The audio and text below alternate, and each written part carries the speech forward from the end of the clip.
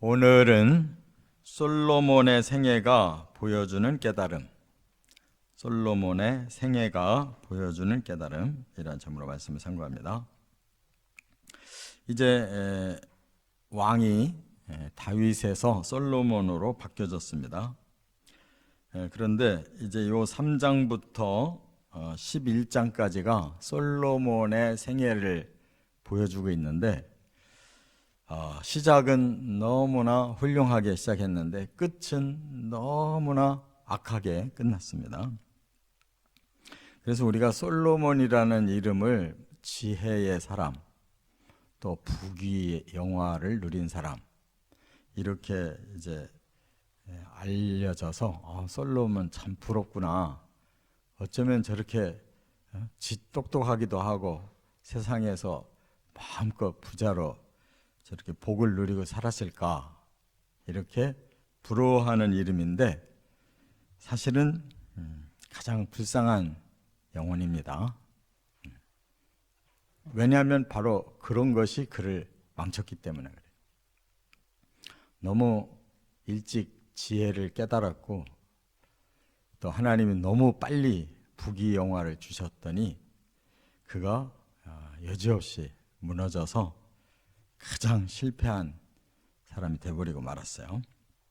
그래서 오늘은 그 생애를 한눈에 보려고 그래요. 오늘 말씀부터 11장까지 시작과 끝을 다 우리가 한눈에 보면 어떻게 살아야 되는가를 알 수가 있습니다. 그래서 10장까지는 그냥 솔로몬에 대해서 좋은 내용이 쭉 나와요. 11장에 완전히 팍 꺾어져 가지고 형편없는 짓 하다가 죽었어요. 그러니까 우리 인생이 이렇게 되면 큰 문제예요. 처음에 시작이 아주 나빠서 아주 사람들이 저거 망난이구나 이렇게 버릴지라도 인생을 서서히 변화되어 감으로 끝에 정말 개과천선하고 하나님 앞에서 회개하고 천국 가면 그게 오히려 더 잘 사는 겁니다. 저도 목회를 오래 하면서 이제 그런 경험들이 종종 있어요. 평생 그냥 남봉꾼으로 살아서 아내를 그냥 아주 괴롭힌 사람이 마지막에 이제 암에 걸려가지고 병원에 들어가서 이제 회개가 일어난 거예요. 그래서 너무 아내한테 잘못했다는 거를 이제 깨닫고 세례를 받고 죽었으면 좋겠다 그래서 제가 세례를 가서 베풀면서 물어본 거죠. 정말 반성했냐? 그랬더니 정말로 잘못했다는 걸 깨달았고 이제 하나님 앞에 가려니까 두렵다. 그래서 이제 그 십계명 또 사도신경, 주기도문 이런 거를 그 벽에다가 병원 벽에다가 붙여놨더라고요. 그리고 정말 아주 그 표정도 진지하고 그래서 제가 세례를 주고 그냥 얼마 안 있어 바로 돌아가셨는데 그래도 그 이름이 지금까지 잊혀지질 않아요. 왜냐하면 극적으로 구원을 받은 사람이기 때문에. 차라리 그런 사람이 나은 거예요. 솔로몬보다 낫다고. 꼭 우리도 바르게 깨닫고 살아가야 될 줄 믿습니다. 첫째, 열왕기상 이제 오늘 읽은 3장 1절부터 15절까지는 하나님은 솔로몬을 마음에 들어하셨다 하는 거예요. 왜 그러냐 하면 바로 그가 왕위를 시작하면서 제일 먼저 하나님 앞에 일천번제를 드렸다는 거예요. 일천번제라는 건 뭐냐면 1000마리의 그 짐승을 잡아서 하나님 앞에 말하자면 제사를 올린 거예요. 번제를 올린 거예요. 충성의 번제를. 자, 그거는 뭐를 의미하느냐? 그의 마음에 내가 왕이 됐지만 이 모든 나라와 모든 역사는 하나님의 주권에 달려있다라는 걸 믿은 거예요. 그래서 아버지 다윗도 죽었고 뭐 신하들도 이제 있지만 믿을 건 하나님밖에 없다라는 생각이 드는 거예요. 이게 이제 정상적인 거죠. 젊었을 때 이렇게 총명했단 말이에요. 그래서 하나님 앞에 일천번제를 드리니까 하나님이 기대치도 않았던 사람이 그냥 너무 하나님 마음을 감동시킨 거예요. 그날 밤에 바로 솔로몬에게 나타나서 칭찬을 한 거죠. 그런데 그 솔로몬이 또 더 감동을 시켜요. 저는 작은 아이에 불과하기 때문에 아직 출입도 제대로 할 줄 모릅니다. 이렇게 큰 아버지를 이어서 이 큰 나라를 하나님 주셨는데 제가 이 나라를 다스릴 힘이 없습니다. 그래서 선악을 잘 분별해서 하나님 뜻대로 나라를 이끌어 갈 수 있도록 지혜 주십시오. 이렇게 기도했단 말이에요. 선악을 잘 몰라요, 사람은. 솔로몬 이걸 20세에 왕이 되면서 이미 깨달은 사람이에요. 사람들은 선악을 잘 모른다는 거. 이게 창세기 3장부터 들어가는 중요한 주제예요. 선악과를 먹어서 선이 뭔지 악이 뭔지는 아는데 분간을 못하는 거예요. 이걸 컨트롤해야 되는데, 그래서 인류의 역사가 이렇게 망하고 이렇게 고통스러운 저주 속에 사는데 이걸 모두 못 깨달아요.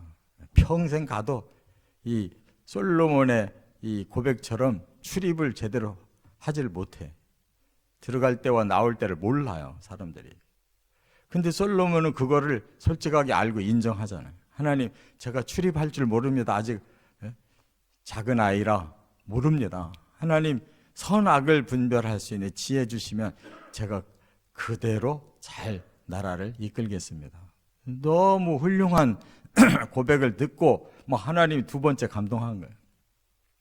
하나님 물질에 감동하는 것이 아니고 그 마음을 보고 감동하셨지만 이렇게 자기의 그 심중에 있는 말을 그냥 싹 쏟아놓고 하나님을 100% 의지하니까 얼마나 기쁘냐고. 그런 사람 쓰고 싶은 거죠. 그래서 하나님이 그렇게 솔로몬에게 약속을 하셨어요. 뭐라고? 지혜를 줄 뿐만 아니라 부귀영화까지도 주겠다. 근데 하나님이 솔로몬을 너무 믿으신 거예요. 너무 반해가지고 그냥 너무 왕창 주셔가지고 이게 이 사람이 또 버렸어요. 사람은 지혜가 있어야 되지만 또 그 물질에도 강해야 되거든요. 물질에 약하면 소용없어요. 똑똑한 게 물질로 돌아가는 거예요. 그래서 복이 화가 돼 버렸단 말이에요. 이처럼 우리가 여기서 꼭 깨달아야 될 게 뭐냐? 지혜를 알아야 되는데 선악을 분별하는 지혜를 아는 게 사람으로서 가장 중요한 거예요. 선을 알고 악을 알고 선을 행할 때 결과가 뭐고 악을 행할 때 결과가 뭔가를 알고 그거 구분하고 열심히 선을 추구하는 것이 이게 사람의 도리고 그게 신앙의 길인 거예요. 우리 힘으로 못하니까 하나님께 선악을 분별하게 해주시고 성령께서 이끌어 주시고 하나님의 진리와 성령으로 우리는 계속 그 방향으로 가려고 하는 게 신앙생활이라고요. 그런데 솔로몬처럼 지혜만 받고 물질에 약하면 소용없다는 거예요. 그래서 다 변질되는 거예요. 그래서 솔로몬이 너무 일찍 땀 흘려보지 않은 부귀영화를 누리다 보니까 사람이 쉽게 타락하는 거예요. 정말 배고픈 눈물의 빵을 먹어본 사람이야만이 물질이 어떤 것인가를 알고 거기 물질에 함부로 마음을 뺏기지 않게 되는 건데 이 솔로몬은 거기서 실패를 했다는 거예요. 그래서 하나님이 네가 정말 내 뜻대로 계속 산다면 장수까지도 주겠다 그랬어요. 장수까지도. 하나님 조건부로 축복을 하나 더 얹어놨어요. 보너스로. 장수도 하게 하겠다. 근데 이건 조건부였기 때문에 솔로몬이 장수 못했어요. 아버지는 70세까지 살았어요. 40년 왕위에 있다가 70세 죽어요. 30살에 왕이 됐기 때문에. 근데 솔로몬은 아버지 덕에 20세에 왕이 됐는데 40년 똑같이 왕 노릇했지만 죽으면 60세란 말이에요. 다윗이 깨달은 게 뭐예요? 사람의 수명이 70세입니다. 강건하면 하나님 복을 더 주시면 80세 삽니다. 이렇게 시편 90편에 이렇게 돼 있잖아요. 그것이 그 시대에 그게 장수야. 그런데 솔로몬은 60세에 죽었어요. 너무 엉망으로 살아가지고 몸도 버렸어요. 이와 같이 우리가 아무리 부러워하는 사람이라 할지라도 그것이 선용되지 못하면 부러움이 아니라 그는 오히려 안타까움인 거예요. 불행한 거예요. 두 번째, 9장으로 넘어가면 1절부터 9절에 하나님은 솔로몬과 언약을 맺으셨다는 거예요. 자, 이 말은 뭐예요? 지금 아브라함부터 시작된 언약이 쭉 이렇게 내려오고 있어요. 그래서 아브라함과 그 아들 중에 이삭, 또 그 아들 중에 야곱, 그 아들 중에 유다, 그 아들 중에 지금 다윗까지 왔단 말이에요. 언약이. 이 씨 언약이 내려가야 되는데 바로 솔로몬을 하나님은 원하신 거예요. 그래서 이 솔로몬이 이제 그 언약이 이어지는 사람인 것입니다. 솔로몬의 어머니가 누군지 아세요? 우리아의 아내 밧세바예요. 성경은 끝까지 다윗의 아내라고 안 해. 우리아의 아내 밧세바에게서 솔로몬이 태어났다고. 그 성경 읽으면 무섭지 않아요? 다윗이 그렇게 하나님 앞에 훌륭하게 살았어도 남의 아내 데리고 살았다고 끝까지 성경은 주장을 하거든. 그런데 왜 또 하나님은 그 밧세바의 아들 중에 솔로몬을 택해가지고 왜 이렇게 왕위를 이었을까? 그는 다윗의 믿음이 인정을 받은 거예요. 그가 나단에게 그 통지를 받고는 진짜로 회개한 거예요. 다 까발기고 회개했어요. 그러니까 하나님께서 그 회개의 영을 가진 다윗을 너는 됐다 하고 인정하셨다.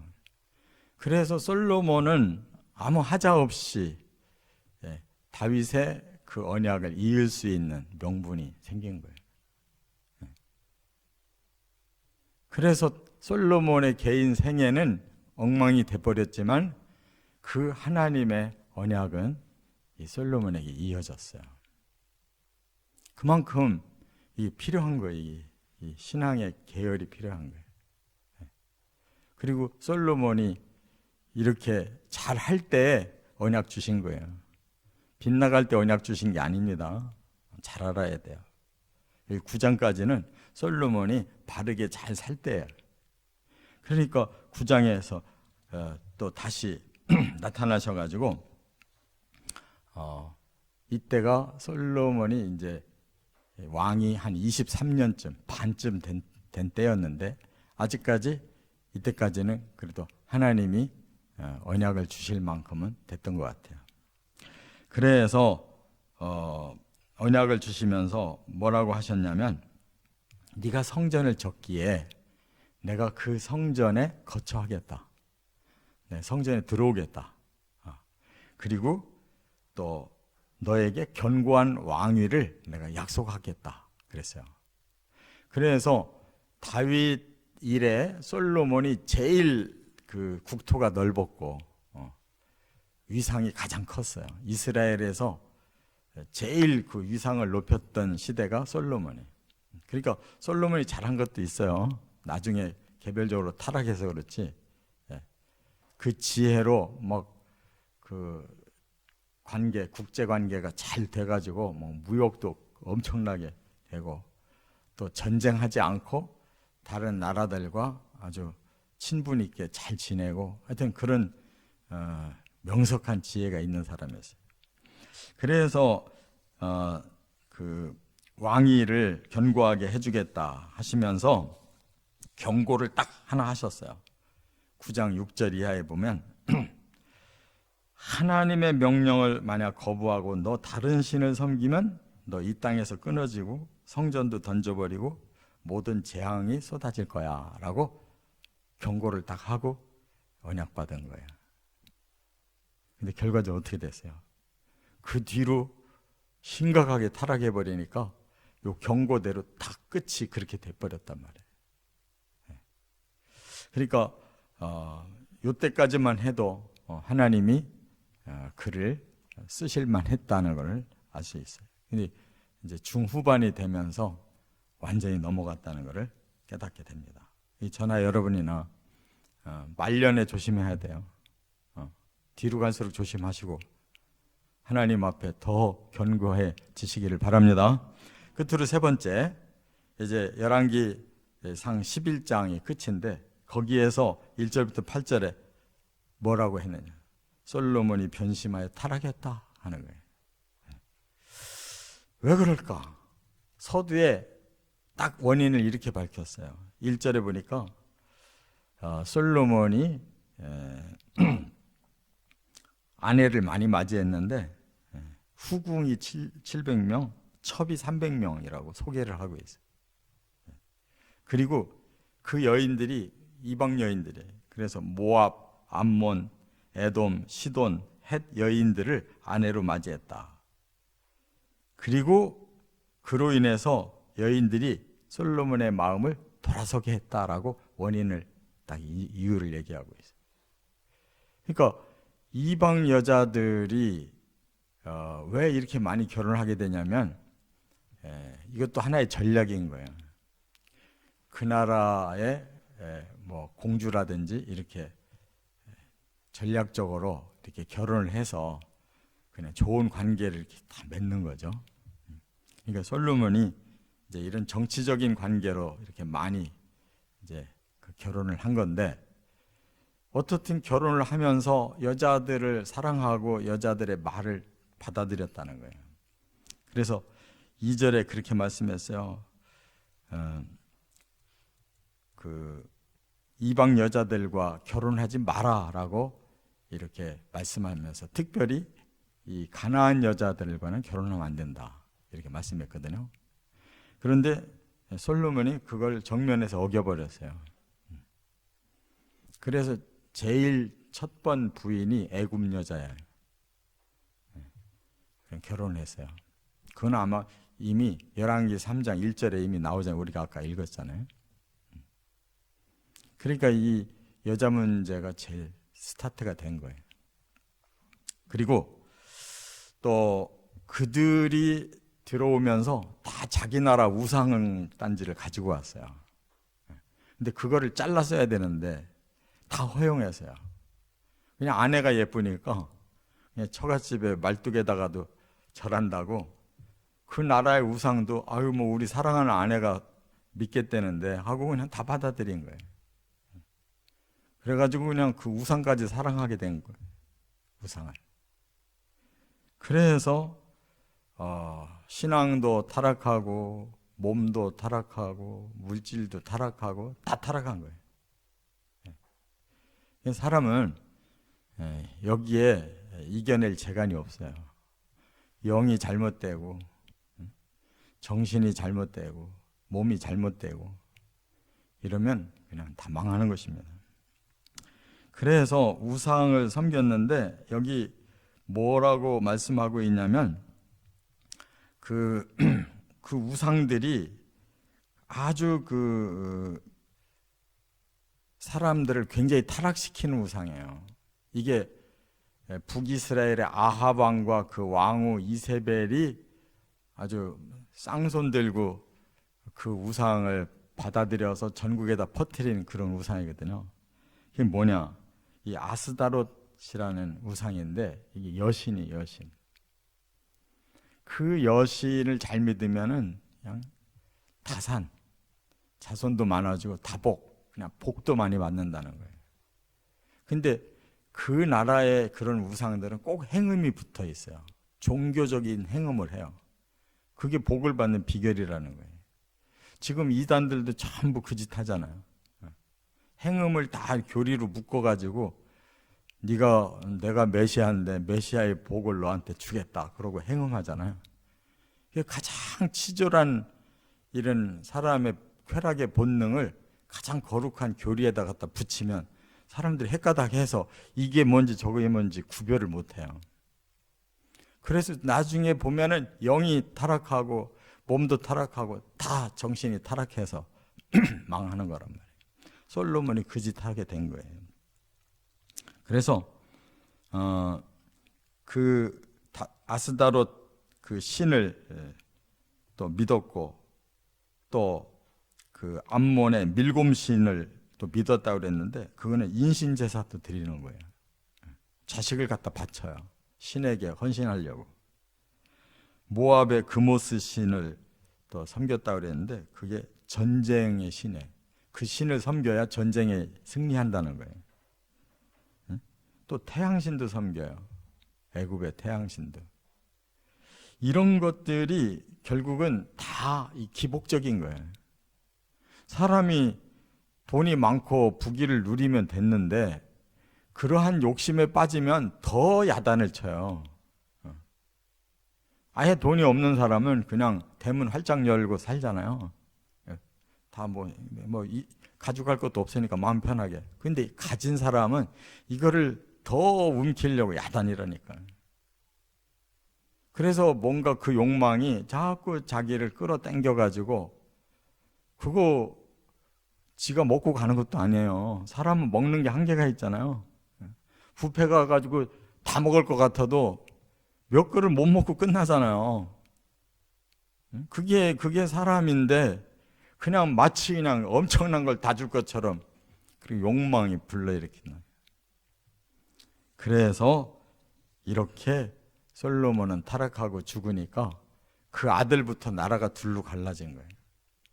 여로보암이라는 사람이 10지파를 끌고 북이스라엘 세웠는데 여로보암이 누구냐? 이 솔로몬의 처음에 충직했던 신하예요.